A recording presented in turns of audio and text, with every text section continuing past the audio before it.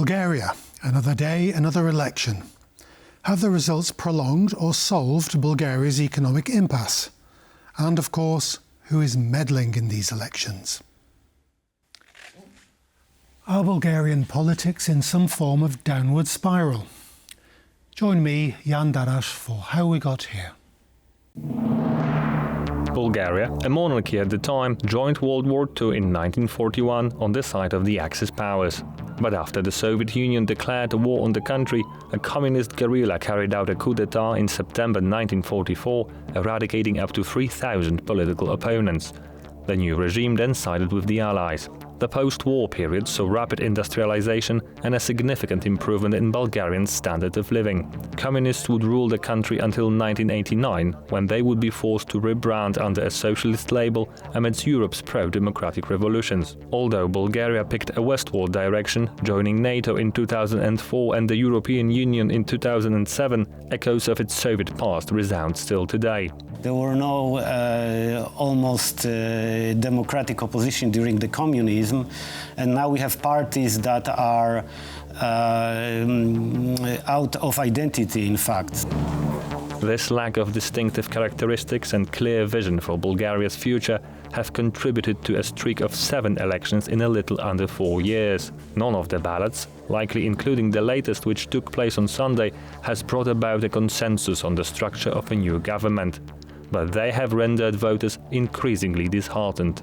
I think the level of the political class in Bulgaria is very low at the moment. I think it's at its lowest point maybe in the last 30-40 years. Throughout my conscious life, I have never seen such low-quality politicians. As many as 22 parties forming 9 coalitions entered the electoral fray on Sunday. The centre-right GERB party enjoyed the largest level of support at a little over 26%. Regardless, the party fell short of a majority that would put an end to the country's political instability. Coming in second was the centrist anti-corruption We Continue the Change, with almost 15%, while the pro-Russia ultra-nationalist Revival party got close to 14% of the vote. The fact that the Kremlin-friendly party has emerged as the third strongest force in Bulgaria's political arena tells us something about Russian influence in the country. And unfortunately, in Bulgaria, the pro-Russian political narrative is still very strong. We are really very much concerned on this raising Russian influence, not only in the Bulgarian politics, but in the Bulgarian economy, in the Bulgarian society, even in the Bulgarian government. Some, including former Bulgarian Prime Minister Nikolai Denkov of the reformist We Continue the Change party, suggest that Russia meddled with Bulgaria's politics also through the winner of the Sunday elections, the GERB party. GERB didn't see eye to eye with Denkov's party when it came to reforms of Bulgaria's anti-corruption office, the security services and other agencies. But even earlier, when Boyko Borisov of the GERB led Bulgaria's government, the country secured a pipeline deal called Turk Stream. The deal has been widely seen as beneficial to Gazprom. On the other hand, Bulgaria remains a crucial manufacturer of Soviet-standard ammunition used by Ukraine's army in its fight against Russian aggression. This is why Russia has allegedly sabotaged its foundries, such as those owned by the EMCO company.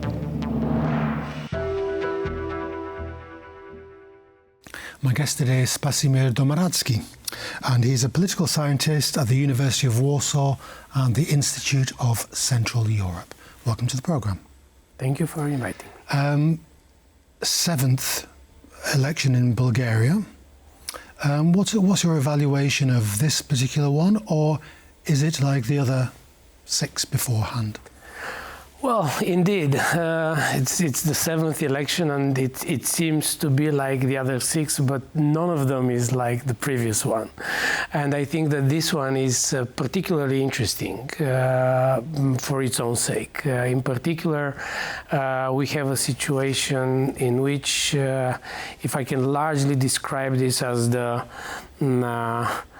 status quo of political parties that up until 2020-21 controlled Bulgaria has now went through some turbulences, which is a very important element. It is associated with the a party called Movement for Rights and Freedoms. There was an internal fight for power, and it split actually right before the elections between Delian Peevski, the notorious oligarch that is sanctioned by Magnitsky Act by the United States, and at the same time is a person who has a popular support of 2% in Bulgaria, and on the other hand, the old honorary leader of the movement, Ahmed Dogan, a politician that is, I would say, a political dinosaur, being in Bulgarian politics since 1989 and even earlier.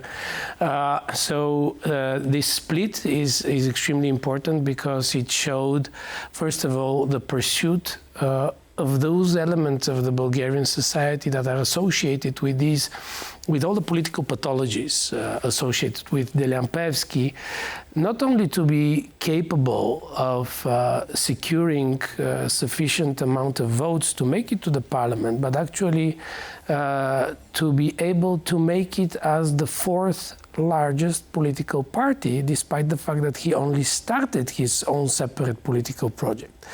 And if we think about it, this is an absolute novelty in Bulgarian politics. It will have far-reaching consequences because the Movement for Rights and Freedoms historically was extremely important political party in Bulgaria, playing this role of the scales deciding who is in power and who is not.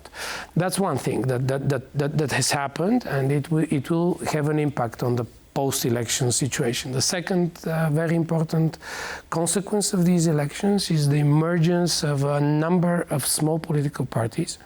We will have probably the most fractioned Bulgarian parliament since 1989, with 9 political parties, most of them circulating around or between 4 and 8% of support, but that will extend the coalition options. And I'm absolutely confident that among these small parties there is a lot of temptation to hook on the train of ruling in Bulgarian politics, which means that the coalition options will be much more diverse.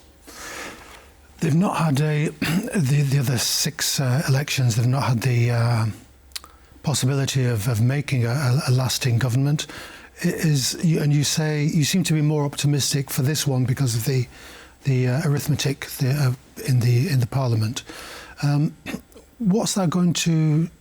Is that going to achieve anything in Bulgaria, or is it just to buy more time for the oligarchs, the old guys, the dinosaurs, as you said, to consolidate?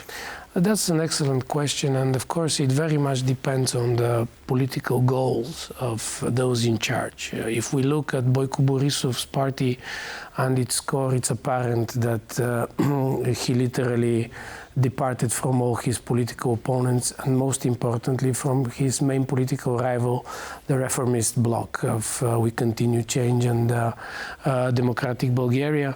And in that sense, now the difference between these elections and the June elections is that he has even more leverage to frame his own political environment. The point, however, is that the big question is, what is his target? And if his target is still to completely eliminate the reformist bloc as a political rival, then he might not be hurrying to make a government.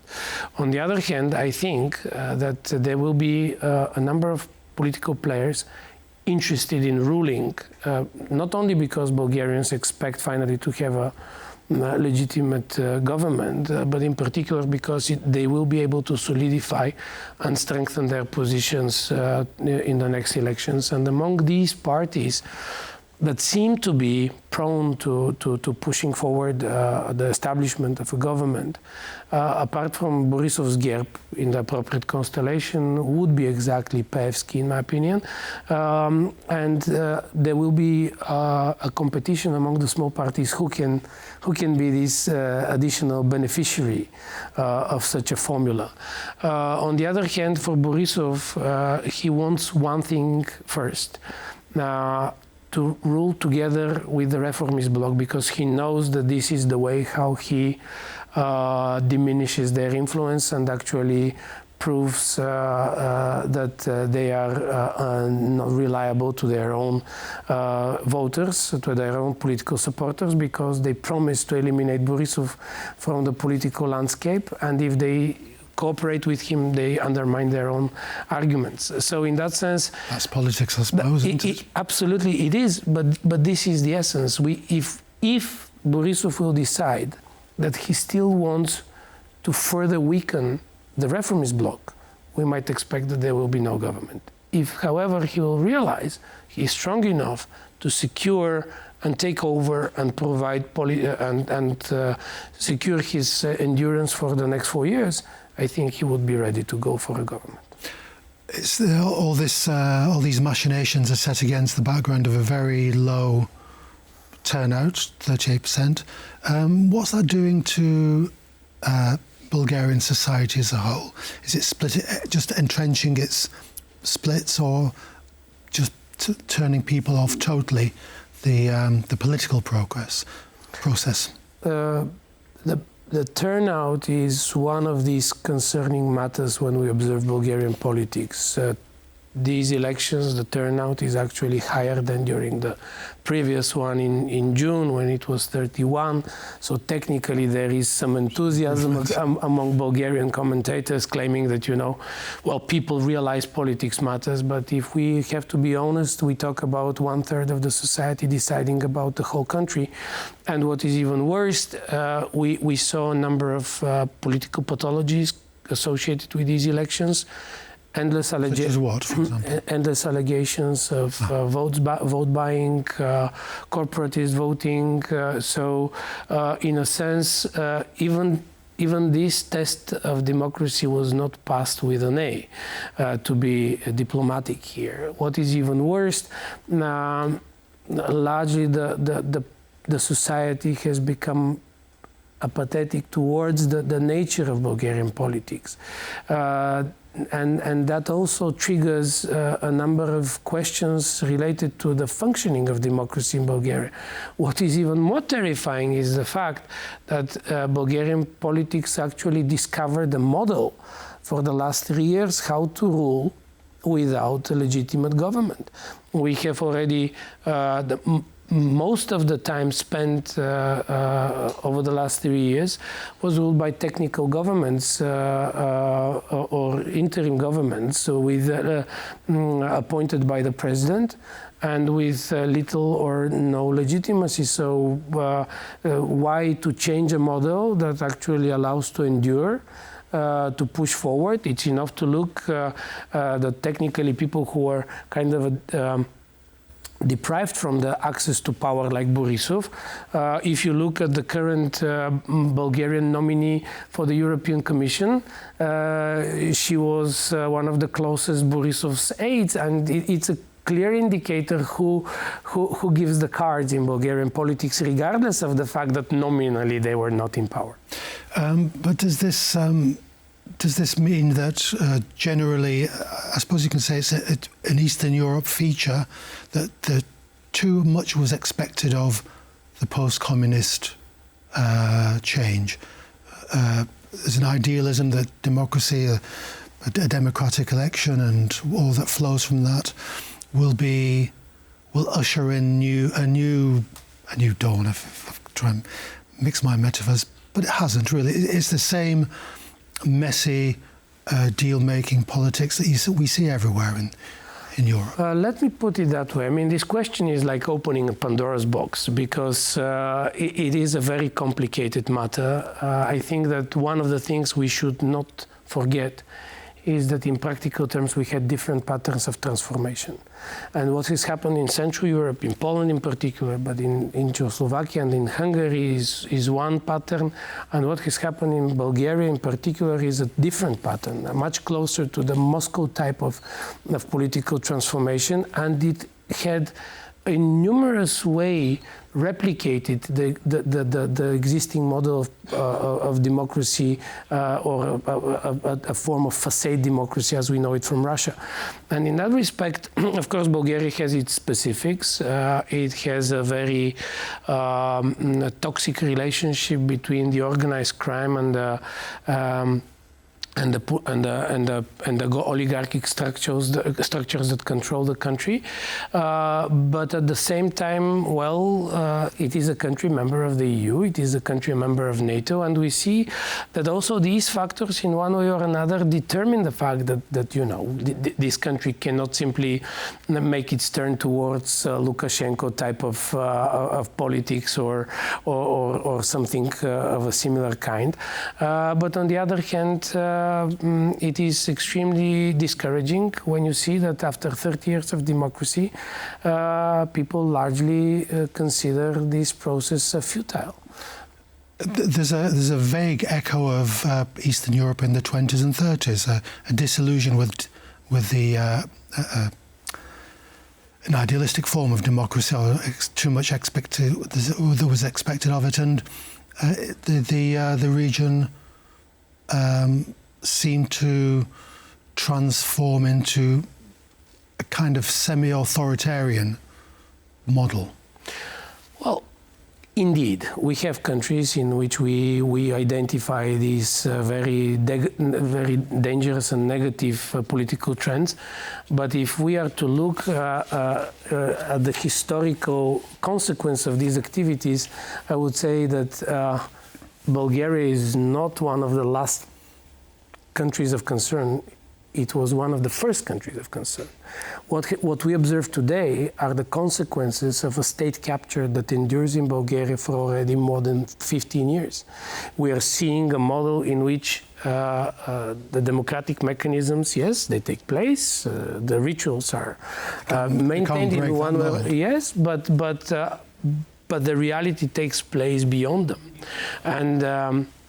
and that's an issue that requires a much more serious debate about, first and foremost, the role of democracy in the context of European integration, where it is, what it means, what are the consequences. Because if you look at the same time, I am criticizing Borisov as the face of this state capture, and that was why people went on the streets in 2020 and 2021. But Borisov is the most recognized and welcomed political face in European politics, if you think.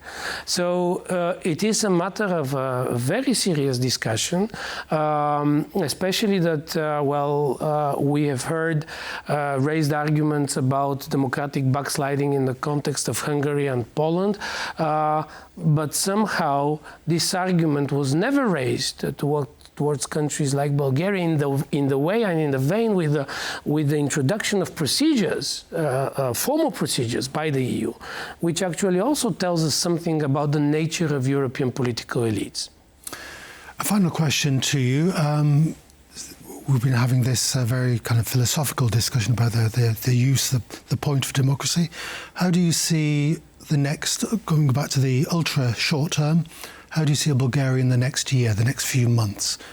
You said the Prime Minister Borisov is quite a canny operator. Does he have this coalition building,